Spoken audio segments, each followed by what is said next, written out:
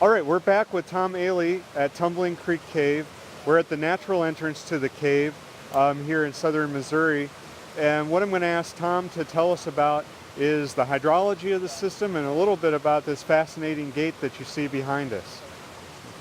Well, it's early in May. A week or so ago, we had a really big rain that washed out a lot of roads and things like that. And that's why we have so much water coming out of the cave. About 3 months out of the year, there is flow out of this entrance to the cave. This is the highest elevation spring that drains the cave. The other 9 months of the year, it's dry and we could go in. We're not going to go in today. The gate you see behind me is designed to let pregnant gray bats enter the cave.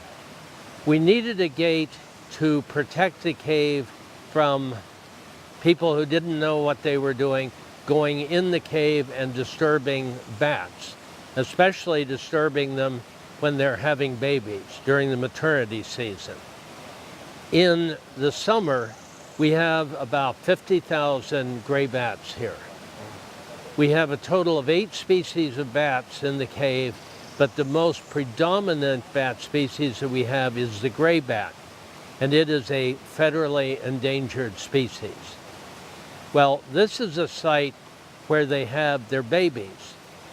Now, generally, gray bats will fly through bars separated by about that much. The bar separation we have here. However, pregnant gray bats will abandon a maternity site if you have that kind of a gate on it. That's why we have this chute. The chute up there lets the bats fly through a big opening. So it's designed for the pregnant females. This was an experimental design. There had been a smaller one done, but never anything of this size and not on a cave that had 50,000 bats. The bats are critical to the food chain here. The majority of food input to the cave ecosystem is from bat guano. The bats from this cave, when you have the full population here, when they go out at night, they are eating about 350 pounds of bugs a night. That's a lot of little mosquitoes. Yeah. I wish they'd work on ticks a little more, but they don't work on ticks.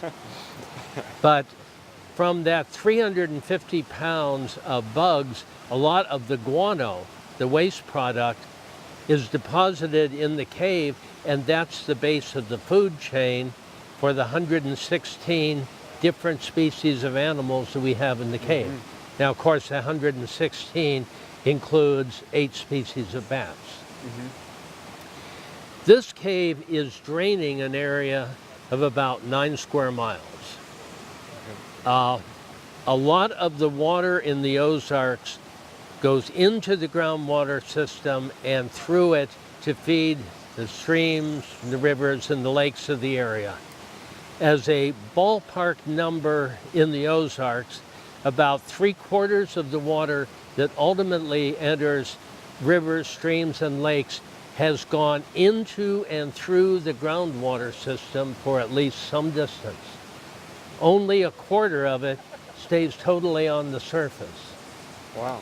Now, today you can see there's a lot of water coming out of here, but this is a valley that has a surface watershed area of about 1 square mile, and it hasn't flowed water in the last 6 days. It flowed water for 2 days during the big rain. Excuse me. There are a number of springs that drain this cave. This is simply the highest elevation spring. Okay. And we're seeing it at a time with pretty high flow. How unusual is this? How frequently have you seen in your time here flow like this? Flow of this magnitude, maybe 5% of the days.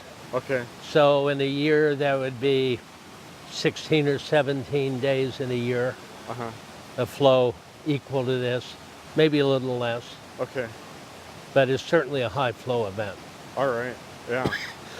And as you mentioned, um, just in the last week or 10 days, this area has seen over 10 inches of rain. And in a 3-day period, you had something 10 or 13 inches. It varied from point to point and depends on how good your gauge is. Yeah. But as a ballpark number, about 10 inches on saturated ground. Yeah. It was already saturated. Yeah. Yeah. So it's given us a lot of water. If you looked at the frequency of that, that's the sort of thing in terms of a flood frequency that maybe you would get once every 50 years. Okay. So it's a pretty infrequent event that's giving us this. But at the crest of the flow, the water was 1.5 feet deeper. The cave was sealed off so bats couldn't get in or out. So we don't know yet how harmful that was to bat colonies. I know there was a colony in Arkansas where several species of bats were drowned and washed out of the cave. I haven't seen any here, but we haven't done any exhaustive search. All right. So tell us about this feature that we're at, Tom. This is another spring discharge point for the waters from Tumbling Creek Cave. We've already looked at the natural entrance and saw a lot of water coming out of it. We are now 1,200 feet away from there. There is a side passage in the cave that water goes down and then comes out here. All told, there are 20 to 25 springs that under at least some conditions get water from the cave system. So this is just one of those 20 to 25. We call it a karst window because it's basically a sinkhole into a conduit. So it's got an underground stream running across the bottom and the sinkhole that gives us access to it. Unfortunately, this is one of the places where an invasive surface crayfish gets into the groundwater system and moves up and into the cave system. The crayfish is not native to the cave. 40 years or so ago, as far as we can tell, we didn't have any of those crayfish in the cave. We have now trapped and removed over 3,500 of them. We are trapping and removing them because they basically are eating the rest of the cave fauna. They're very voracious feeders, and there are a lot of them. And one of the species that they eat are the Tumbling Creek cave snail, a federally endangered species that is found only here. So in trying to take care of the snail, there are 3 big things we've been working on. One is predation by this invasive crayfish. Second is sediment from eroding pasture land, roads, things like that. And third is sewage. In dealing with the sewage, we worked with the school board of the local Mark Twain school, and they got a vastly improved sewage system and got the money raised to build it. That protected the cave and the cave snail and the other species, but had that improvement not have been made, the school would have been forced to close. They didn't have the $89,000 that it would take to build the sewer system, but because we had an endangered species, they were able to raise the money.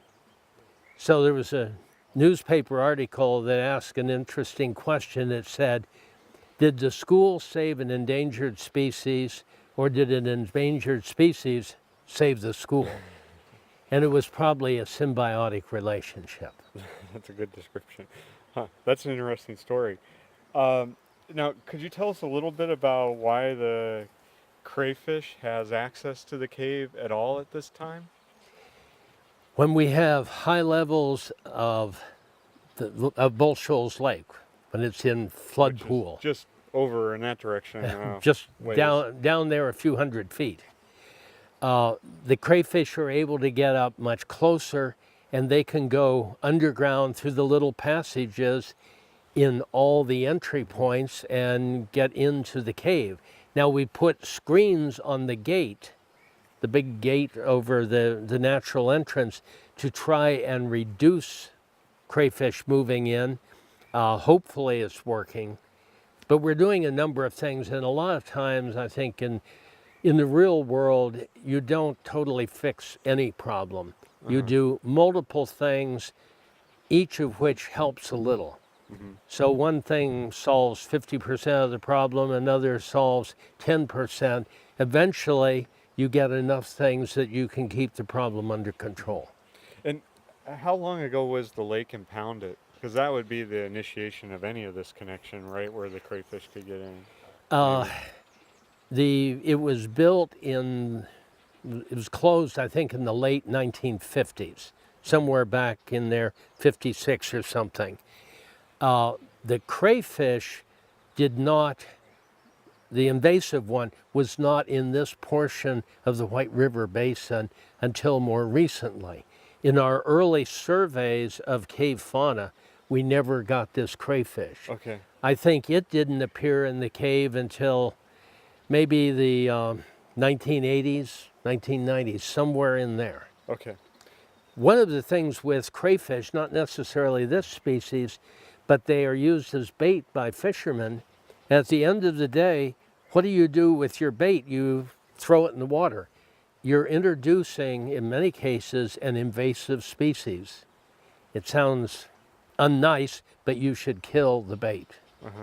Use it or kill it.